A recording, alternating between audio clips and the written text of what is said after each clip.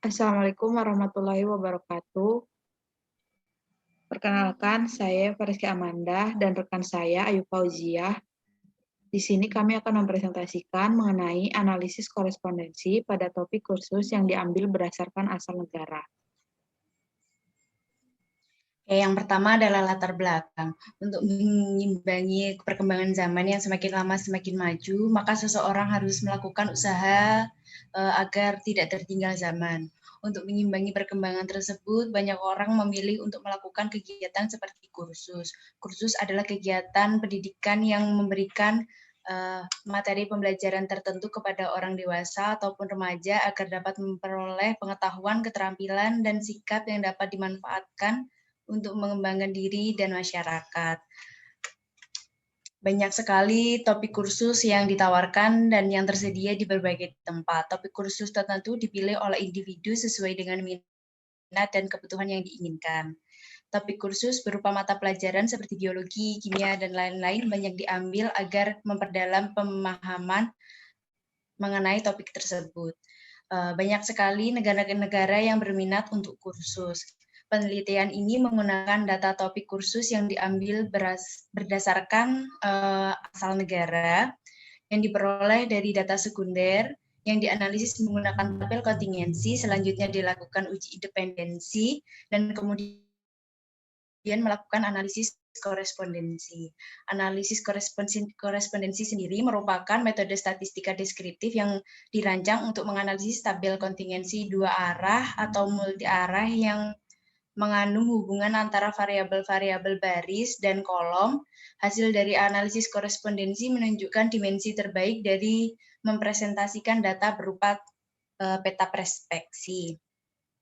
Kemudian rumusan masalah pada praktikum kali ini yang pertama, bagaimana karakteristik topik kursus yang diambil berdasarkan asal negara. Yang kedua, bagaimana hasil uji independensi topik kursus yang diambil berdasarkan negara. Yang ketiga, bagaimana hasil analisis korespondensi topik kursus yang diambil berdasarkan asal negara. Dan tujuannya yaitu mengetahui karakteristik topik kursus yang diambil berdasarkan asal negara. Yang kedua, mengetahui hasil uji independensi topik kursus yang diambil berdasarkan asal negara, dan yang ketiga adalah mengetahui hasil analisis korespondensi topik kursus yang diambil berdasarkan asal negara.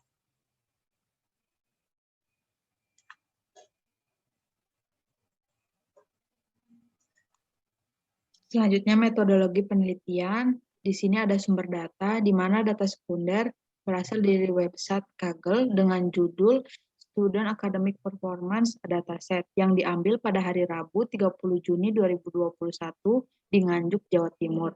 Dengan variabel penelitian X1 dengan keterangan topik kursus, di mana kategori 1 itu bahasa Arab, kategori 2 biologi, kategori 3 kimia, dan kategori 4 bahasa Inggris di mana skalanya nominal.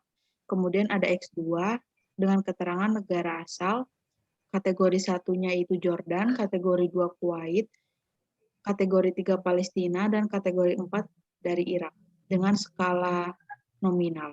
Kemudian ada struktur data di mana topik kursus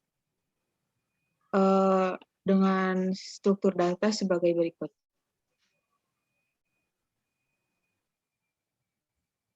Langkah analisis yang pertama, melakukan analisis karakteristik data menggunakan tabel kontingensi pada data topik kursus yang diambil berdasarkan asal negara. 2. Melakukan pengujian asumsi independensi pada data topik kursus yang diambil berdasarkan asal negara. Ketiga, melakukan analisis korespondensi pada data topik kursus yang diambil berdasarkan asal negara meliputi yang pertama, korespondensi tabel, kedua profil baris, ketiga profil kolom, keempat reduksi dimensi, kelima confidence row point, keenam confidence column point, dan ketujuh biplot. Yang keempat, menginterpretasikan hasil analisis. Yang kelima, menarik kesimpulan dan saran. Ya, selanjutnya adalah tabel kontingensi. Pada tabel tersebut menunjukkan bahwa topik kursus yang memiliki frekuensi paling tinggi adalah pada topik kursus kimia dengan negara asal negara Jordan, sebanyak 23 orang. Dan topik kursus yang memiliki frekuensi paling rendah adalah adalah kimia dengan negara asal yaitu Kuwait, dan Palestina sebanyak 1 orang, serta pada topik kursus biologi dengan negara asal Kuwait sebanyak 1 orang. Selanjutnya pengujian independensi dengan hipotesis H0, data topik kursus yang diambil berdasarkan asal negara bersifat independen. H1, data topik kursus yang diambil berdasarkan asal negara bersifat dependen, dengan taraf signifikan alfa sebesar 0,05, di mana daerah penolakannya tolak H0 jika chi-square lebih besar daripada chi-square tabel, atau p-value kurang dari alfa. Statistik uji yang didapatkan yaitu chi-square sebesar 36,72 dan chi-square tabel sebesar 16,919 dengan p-value sebesar 0,00. Didapatkan keputusan tolak H0 yang artinya data topik kursus yang diambil berdasarkan asal negara bersifat dependen. Korespondensi tabel di mana tabel ini menunjukkan bahwa topik kursus yang memiliki frekuensi asal negara tertinggi yaitu topik kursus kimia dengan asal negara Jordan sebanyak 22,5 orang. Sedangkan topik kursus yang memiliki frekuensi asal negara terendah yaitu pada topik kursus kimia dengan asal negara Kuwait dan Palestina sebanyak 0,5 orang. Dan pada topik kursus biologi dengan asal negara Kuwait sebanyak 0,5 orang atau setara 1 orang. Iya, selanjutnya adalah profil baris. Pada tabel profil baris menunjukkan bahwa topik kursus kimia cenderung diambil orang yang berasal dari Jordan. Topik kursus bahasa Arab cenderung diambil oleh orang yang berasal dari Kuwait, dan topik kursus biologi cenderung diambil oleh orang yang berasal dari Palestina dan Irak. Serta orang yang mengambil kursus banyak berasal dari negara Jordan. Kemudian pada profil kolom, pada tabel tersebut menunjukkan bahwa topik kursus bahasa Arab cenderung dipilih oleh orang yang berasal dari negara Kuwait. Kemudian topik kursus biologi cenderung dipilih oleh orang yang berasal dari negara Palestina.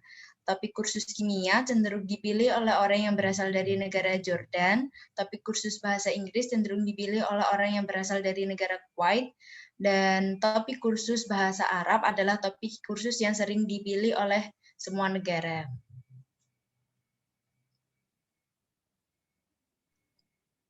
Selanjutnya reduksi dimensi.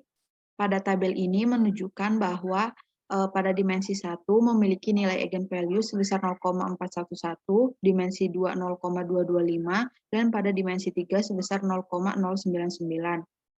Di mana dimensi 1 memiliki nilai proporsi inersia sebesar 0,736,